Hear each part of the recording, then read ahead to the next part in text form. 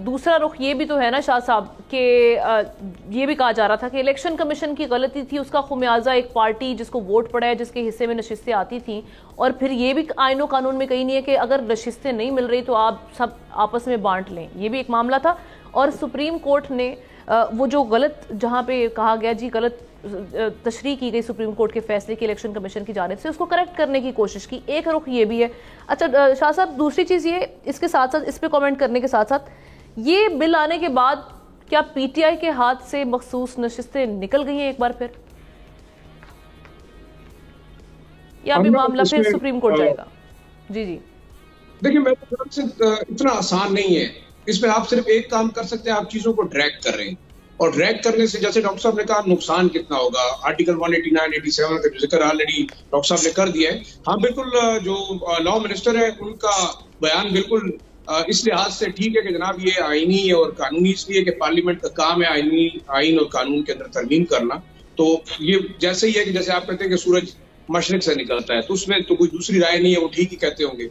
दूसरा एक चीज जो बाकी इख्तिलाफी नोट, 2 जजेस का अपनी जगह पे और 8 जजेस का फैसला अपनी जगह पे, लेकिन एक सवाल ये पैदा होता है कि आया ये सीटें फिर मिलनी किसको चाहिए थी?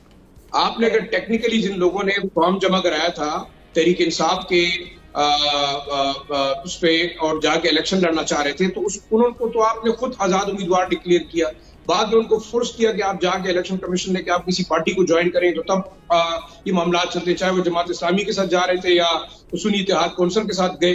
अब ये सीटें मेरे ख्याल से उन लोगों का हक है जिन्होंने नुमाइंदे इलेक्ट करके भेजे हैं, और उसके प्रोपोर्शनेट पे वो चाहते हैं कि उनकी खवातीन इतनी जो है वो मौजूद होनी चाहिए असेंबली के अंदर। तो ये तो एक इथिकल बात हुई। बाकी टेक्निकली आप कुछ भी खेलते रहे, अगर देखा जाए तो क्या आपके ख्याल से ये वाकई जिस तरीके से नॉकआउट किया फॉर्म 45, 47, उस पर क्या होगा? उस पर कौन फैसले करेगा, कौन साबित करेगा?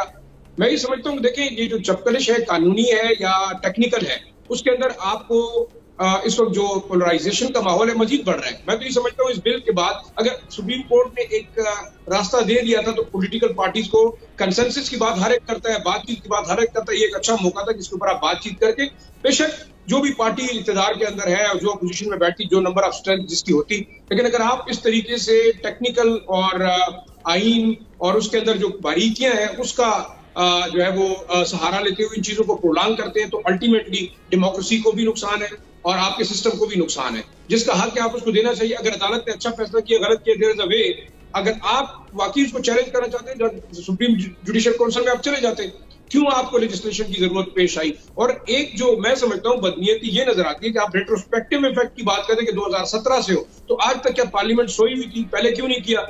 अब आप नैब के कवानीन आपने अंडर ऑर्डिनेंस जो है वो प्रोमलगेट किए, आप पार्लियामेंट के अंदर गए नहीं है। अब सोचना यह है कि अगर आप इस तरीके से अपनी मर्जी की आइनसाजी करेंगे, कानूनसाजी करेंगे, तो फिर मेरे ख्याल में इस पार्लियामेंट की सुप्रीमेसी की जो बात हम करते हैं वो क्यों कर रहे हैं?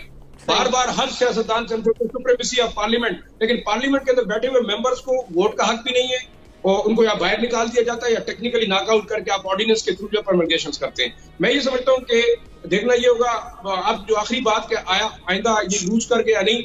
मैं तो ये समझता हूँ कि अगर मुश्किल सूरत हाल है, गवर्नमेंट को चैलेंजेस भी बहुत हैं, पीपल्स पार्टी भी नाराज लगती है, एमक्यूएम भी नाराज लगती है, साथ आईबीपी का इशू है, तो मुझे नहीं समझ पड़ती कि शहबाज हुकूमत हर महाज पे क्यों कन्फ्रंट करना चाहती है, और वाकई अगर इतनी ताकतवर है तो कर लेनी चाहिए लेजिस्लेशन।